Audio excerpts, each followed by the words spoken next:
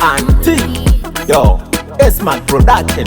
Chitoro, chaongororwa, chabiwa. Vanotya dzinyopo vakasungira nyoka, kavona manheru unogona kungosoka.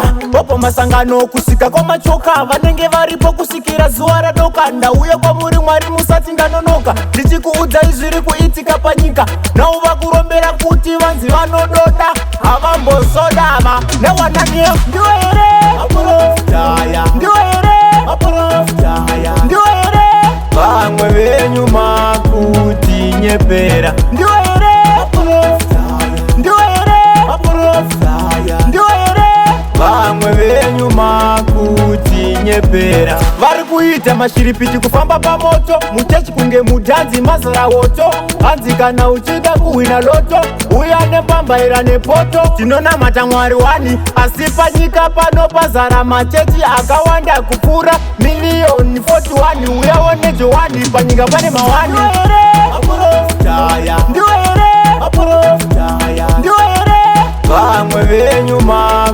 makutinyepera, ndiwe here aporofitaya, ndiwe here aporofitaya, ndiwe here vamwe venyu makutinyepera. Vanotya dzinyopo vakasungira nyoka, kavona manheru unogona kungosoka. Vopo masangano kusika kwamachoka, vanenge varipo kusikira zuva radoka. Ndauya kwamuri Mwari musati ndanonoka, ndichikuudza izviri kuitika panyika.